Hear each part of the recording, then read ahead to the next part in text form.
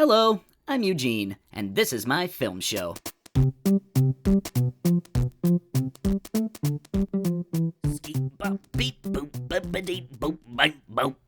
Good day, everyone. And it is a good day. I've been out hunting for movies all morning at the old thrift shops.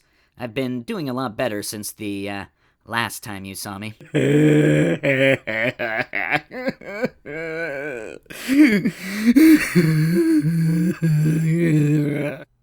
Not my proudest moment. But I've turned that frown upside down and I'm doing what makes me happy. Buying shit. I've got a bag full of used DVDs here that need cleaning and a new home. Quick, Kevin! To my archives. Whoa.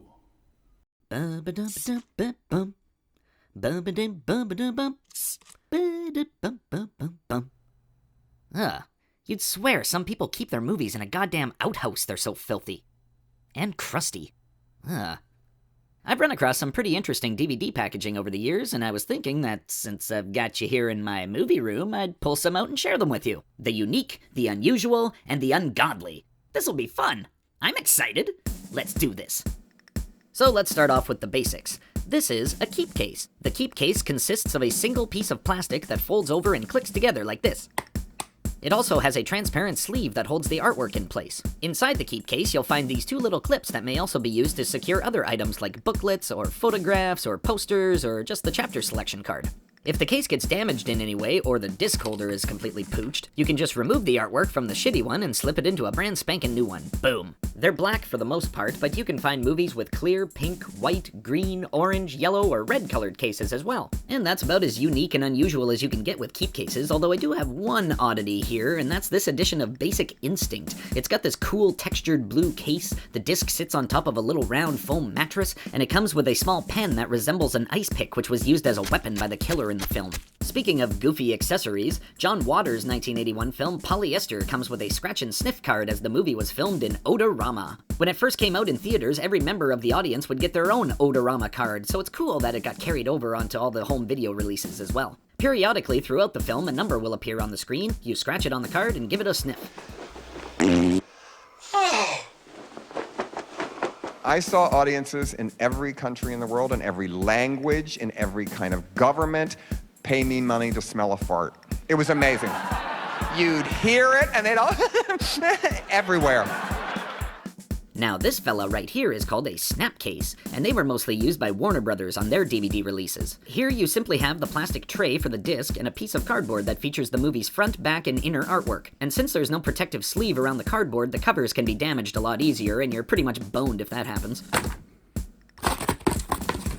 And then sometimes you run into case damage like this. The tray itself can be replaced, however, by unsnapping these long tabs on the top and bottom, removing the cardboard, throwing away this piece of shit, and placing the cover onto a new case. Snap. Alright, let's talk about slip covers. It's a cover that slips over the case. For the most part, the artwork on the slipcover is exactly the same as what's underneath, and that's just boring. Sure, sometimes the slipcovers have textured surfaces or have more of a shimmer to them, but so what? I like it when slipcovers are used more creatively, or at least offer something different. Like the Criterion edition of David Cronenberg's Videodrome. The slipcover has the familiar Videodrome cover art that's badass in and of itself, but when you remove the disc case, it's made up to look like a videotape, which is in keeping with the plot of the film. Boutique film releasing companies like Arrow or Shout Factory and Vinegar Syndrome put out very nice editions of films that have newly created or modified artwork printed on the slipcover. And then underneath is a reversible cover sheet giving you an option of what artwork to use. Personally, I find this more satisfying than this. Ew. Now here's a kooky one for ya. You got your Hancock here, 2-disc edition, slipcover, identical artwork on the front and back. Well, that's pretty boring. Bam, motherfucker! I gotta say, this is the only pop-up packaging I've run across. And what would you rather have? Oh, just the regular Hancock with a non-poppy-uppy cover? Pfft, more like hand vagina. Transparent plastic slipcovers can also be used in neat ways. I gotta say, if there's one thing that the Saw movies do well, it's the packaging the films in unique and interesting ways. It also gives the discs a nice uniformity to them. And check out this Saturday Night Fever packaging. Old Johnny Travolta and the lettering are on the slipcover, and the DVD itself is the giant disco ball behind him. Disc-o ball. Some other neat examples are these Flight of the Conchord DVDs, the Criterion editions of Terry Gilliam's Brazil and Fear and Loathing in Las Vegas, as well as Pink Floyd The Wall. And that will also lead us into Digipacks, which is what this is. Just a piece of folding cardboard with the disc trays glued directly to it. Digipacks are usually reserved for more deluxe multi-disc editions aimed at collectors. You got your single-disc snapcase My Fair Lady here for fucking losers, or the 2-disc special edition My Fair Lady for winners and manly men. Warner Brothers released many of their films in these special editions, and they're all exactly the same from a packaging perspective. Slipcover, the same artwork underneath, 2-fold, 2 discs. Slipcover, same artwork, 2-fold, 2 discs. Slipcover, same artwork, 2-fold, 2 discs. Hell, even Citizen Kane gets the same treatment. Now, I don't want to sound like I'm knocking these, because they're actually really nice sets with lots of good bonus material. I'm just saying that they could have been even better. Case in point, the double whammy of David Fincher's Seven and Fight Club. I remember when these babies came out and they set a new standard in packaging excellence. Seven's Digipack is done up to resemble one of the notebooks used by the serial killer in the film. The contents of the discs are listed along with photos and artwork under and around the disc trays, while the Fight Club set contains a small booklet listing all the disc information. Now that's more like it. Lazy-ass Warner Brothers.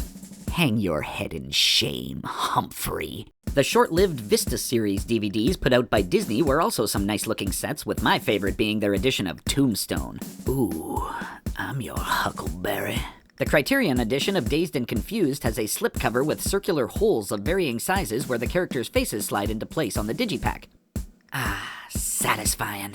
The set also comes with a booklet, and I like how they went the extra step to make it so that if you put the booklet on top, you get a whole different set of faces. Neat. Here's a cool edition of Christopher Nolan's film Memento, and it's made to look like a medical records folder that you just... God fucking damn it. Ugh, son of a bitch. It's made to look like a medical records folder complete with more pages inside, and the disc tray folds out vertically rather than horizontally, kind of like a clipboard. The 3-disc edition of Hot Fuzz also folds out vertically, as it's meant to resemble a police officer's notepad. Apocalypse Now, the greatest film ever made, has had many physical releases over the years, but the most interesting is the Complete Dossier edition, which looks like an envelope containing classified information, and it's been sealed with wax.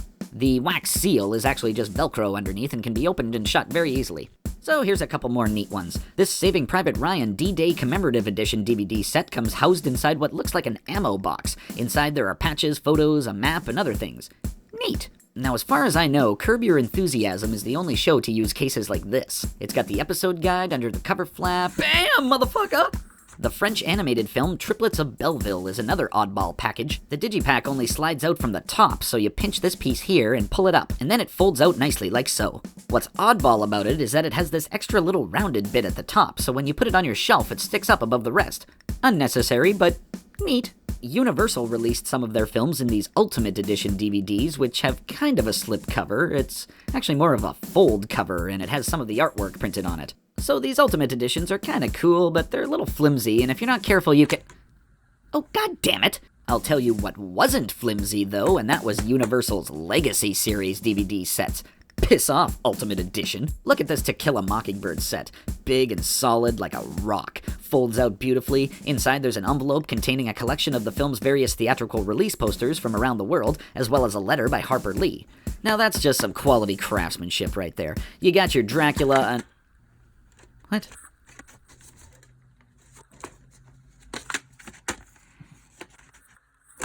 Oh, god damn it! Moving on from Digipacks, we go to Digibooks. And these are quite simply a Digipack that's also a small booklet containing information about the cast, crew, and the production in general. They even look like cute little hardbacks sitting on your shelf. Adorable. And if you didn't know better, you'd think that this Battle Royale Blu-ray collection was just Battle Royale the book. It's not quite the same. It doesn't have pages of factoids and other stuff, but rather these thick pages that double as the disc sleeves as well. Neat. There's some releases that just have actual books packaged alongside the films. Nicholas Roeg's 1976 film, The Man Who Fell to Earth, comes with the original novel on which it's based upon. Robert Altman's 1993 film Shortcuts is based on the writings of Raymond Carver, and Criterion includes a collection of his short stories as a companion piece. My favorite, though, has gotta be this edition of Sin City that comes with the entire graphic novel of The Hard Goodbye, which is the second story told in the film. And it's fun to thumb through the book while you watch to see how they've translated the page onto the screen. So cool. Pressing on from Digibooks to Steelbooks. Now these are typically released in limited numbers and can be very sought after by collectors, often going for big money depending on the title. They have a very nice sleek look with hard steel cases and usually sport alternate artwork from the regular editions. One drawback of the Steelbooks is that if they're not properly taken care of, they can start to develop rust on them. They are metal after all. Gross. Speaking of metal, you've also got these special edition tins, and they're these badass oversized shells that open up to reveal the disc case. Sometimes they have other things inside. Donnie Darko has a necklace with Frank's head on it, and this King Kong set is really nice. The tin comes housed in a box along with Son of Kong and Mighty Joe Young underneath. Inside the tin, you've got a digipack that opens up to the same artwork, 2 folds, 2 discs, along with 2 sets of original posters and a reproduction program booklet. Not too shabby. One of the silliest tins ever made is for Total Recall. It's shaped like the planet Mars, and it opens up to a little booklet and the disc on top of some foam. Crazy old Paul Verhoeven sure likes his bizarro packaging. Even more bizarro is this anniversary edition of Reservoir Dogs. It's a tin, and it's shaped and colored like a gas can. The top piece is lifted off by the handle here, and inside is a digipack that looks like a gigantic matchbook. Neat. Okay, let's get into some bigger box sets. You've got your film collection box sets that compile movie series or works by a particular director, usually just a bunch of keep cases put together in a box, but among the most ridiculous is the Alien Quadrilogy DVD set. Just look at this silly bastard. We're gonna have to move to the floor for this one. Wizard of Oz is particularly cool with the same artwork! It also includes a pack of reproduction publicity photographs as well as another pack with even more promotional materials, including a replica movie ticket from its original release. Very neat. The Ultimate Collector's Edition of Bonnie and Clyde is one of my favorite sets. It opens up from the top like so. The movie disc and special features disc each come with their own hard cases. It contains a press book that compiles newspaper articles, reviews, and ads from its original release, and finally a photo book. Cool. One of the more ungodly boxes is this one for Animal House. Ungodly because of its size and shape that makes it awkward to place alongside your other movies. The box separates in the middle, and inside is the DVD case and a Faber College yearbook.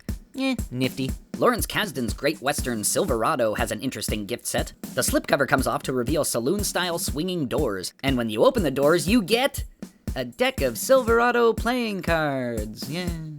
I briefly mentioned the Saw movies earlier, but I'd like to highlight Saw 5 in particular, where they really outdid themselves with the packaging. Press here, you say. You thought it was over, but the games have just begun. Sweet! The Once Upon a Time in Hollywood Limited Edition is one of the grooviest disc sets ever. Just look at this beauty. It comes with a miniature Mad magazine that parodies Bounty Law, a poster for the Rick Dalton film Operation Dynamite, a 7-inch 45 record with 2 songs from the soundtrack, and they even include a spider adapter for the center hole. Definitely one of my favorite sets. Inception had a pretty cool limited box set, done up to look like one of those dream-sharing doohickeys that they use in the film. Inside the case is the Blu-ray with an animated lenticular slipcover, a collection of character cards, and a Tractracoid spinning top, identical to the one that Cobb has in the movie. Alright, folks, enough dicking around here. Blade Runner Limited 5-disc Look at the Size of My Hog Edition set. Inside is a transparency with a letter from Ridley Scott, a digipack with 5 discs containing 4 different versions of the film, a miniature replica of one of the Spinner police cars featured in the film, and an origami unicorn, just like the one Edward James Olmos leaves for Harrison Ford at the end of the movie. There's also a black folder with a collection of storyboards and concept art, and then there's this cool piece that houses a lenticular image that animates a short clip from the film when you move it around. Ungodly. Ben-Hur 50th Anniversary Limited Edition I Gotta Carry My Balls Around in a Wheelbarrow set. It includes 3 Blu-ray discs, the personal journal of Charlton Heston that details the film's production right through to its release, and a 64-page hardcover book of rare photographs and production art. Ungodly. Okay, one more for you. I've mentioned the Criterion collection a number of times, and I thought it would be fitting to end on one of their releases. I'm talking Godzilla, the Showa-era films book set, which was Criterion's 1000th release. What a beast. It's a giant book with incredible new artwork and essays about each of the 15 films that are spread across 8 discs. The discs can be found on the last page where they're held in place by a bunch of sleeves, which is a little unfortunate because you run the risk of scuffing them up. But overall, this is one of the most impressive sets out there. A real work of art. Well, that about wraps it up. I've run out of cool shit to show you. So I think I'm just gonna get back to doing my cleaning here. I have been Eugene, and this has been my film show.